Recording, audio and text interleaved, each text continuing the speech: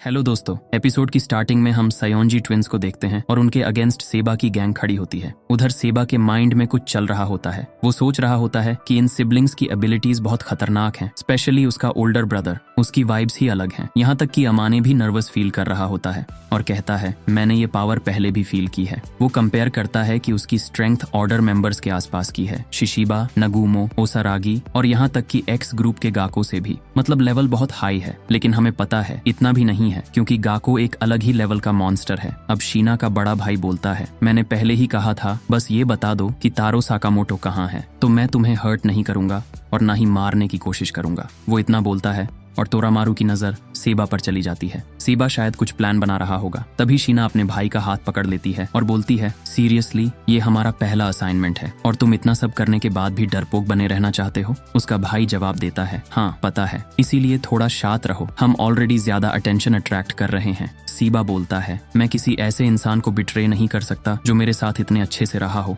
शीना का भाई बस सिर हिलाता है और बोलता है, ठीक है, तुम्हारा डिसीजन समझ गया और अब मैं कुछ नहीं कर सकता। इसी मोमेंट में अमाने और तोरामारू दोनों अपने वेपन्स से एक साथ उस पर अटैक कर देते हैं, लेकिन वो बहुत तेजी से उनका वेपन्स पकड़ लेता है और तुरंत काउंटर अटैक कर देता है। दोनों हवा में होते हैं और वो एक बहुत ही पावरफुल किक मारता है। एक ही मूव में दोनों पिलर्स से टकरा जाते हैं। तभी मफुयू भी भागते हुए आता है, ये सोचकर कि शायद वो टाइमिंग पकड़ लेगा, लेकिन शीना का भाई पहले से प्रिपेयर्ड था। वो एक ही किक में मफुयू को भी उड़ा देता है। तभी सेबा अपने इनविंसिबल सूट के साथ वहां आ जाता है। वो धीरे से अपना नाइफ निकालता है और लाइटनिंग स्पीड से शीना के भाई पर अटैक कर देता है। शीना का भाई भले ही सेबा को देख नहीं सकता, लेकिन उसे हर मूवमेंट फील हो जाता है। वो आसानी से अटैक को ब्लॉक कर लेता है और कहता है, तुम एक गलती कर रहे हो, सिर्फ अपनी प्रेजेंस नहीं, अपने साउंड को भी इरेज करना होता है। और ये बोलते ही वो सेबा को पकड़कर जोर से फ्लोर पर पटक देता है। दूर से काजी सब ऑब्जर्व कर रहा होता है। वो सिर्फ साउंड से उस आदमी की मूवमेंट एनालाइज कर रहा होता है। वो सोचता है, इतना सब होने के बाद भी ना उसकी सांस लेने की स्पीड बदली, ना हार्ट बीट, जैसे वो फाइट ही नहीं कर रहा हो। ये तो इनसेन है।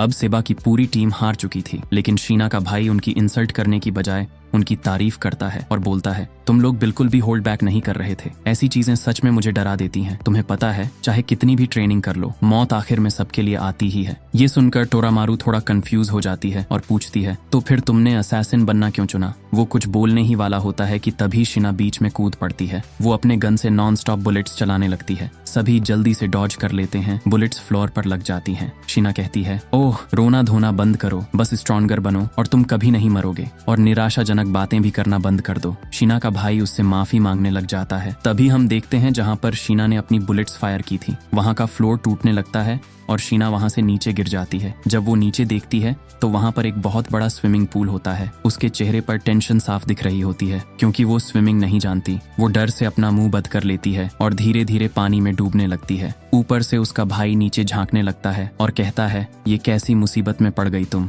उसी टाइम तोरामारू एकदम फास्ट रिएक्शन देती है और बोलती है, ये ही हमारा चांस है फिर से अटैक करने का, और वो भी होल से नीचे कूद जाती है। सेबा भी उसके पीछे पीछे जंप करता है और सोचता है, हमारे पास ज्यादा टाइम नहीं है, हमें अभी एक्शन लेना पड़ेगा, क्योंकि उसे पता होता है कि साकामोटो और बाकी लोग 1 घंटे में वहां पहुंचने वाले हैं और वो अभी लड़ने की हालात में नहीं है। इसलिए उसे और तोरामारू को जल्द से जल्द शीना और उसके भाई को खत्म करना होगा। अब सीन शिफ्ट होता है पूल के अंदर। तोरामारू शीना के पीछे होती है और सेबा उसके सामने। पानी के अंदर लड़ाई शुरू हो जाती है। सेबा अपना इनविजिबिलिटी एबिलिटी फिर से एक्टिवेट कर लेता है, क्योंकि वो अब पानी के अंदर है। शीना को उसकी मूवमेंट सुनाई नहीं दे रही होती। साउंड पूरी तरह गायब हो चुका होता है। तभी शीना का भाई भी पानी में उतर जाता है, लेकिन अब उसका एक्सप्रेशन बिल्कुल सीरियस हो जाता है। उसके हाथ में एक स्ट्रेंज वेपन है, कुछ बेसबॉल बैट जैसा, पर क्लियरली नॉर्मल बैट नहीं है। वो नीचे पहुंचता है और पूरी सराउंडिंग को ध्यान से ऑब्जर्व करता है। अचानक उसे कुछ बबल्स दिखाई देते हैं और उसी से वो सेबा की लोकेशन ट्रैक कर लेता है। बिना टाइम वेस्ट किए वो अपने वेपन से जोरदार अटैक कर देता है। ये मूव इतना पावरफुल होता है कि पानी के अंदर ही एक्सप्लोजन जैसा वाटर ब्लास्ट हो जाता है। उस ब्लास्ट की फोर्स की वजह से सेबा और तोरामारू पूल से बाहर गिर जाते हैं। अटैक के बाद शीना का भाई अपनी बहन के पास पहुंचता है और उसे उठाकर ऊपर ले आता है। शीना से कहता है, बस बबल्स को फॉलो करना होता है, वही डायरेक्शन बताती हैं। अब शीना जमीन पर घुटनों के बल बैठ जाती है और बहुत जोर जोर से सांस लेने लगती है और कहती है, लेकिन मैं अपनी आंखें अंडर वाटर में नहीं खोल सकती थी।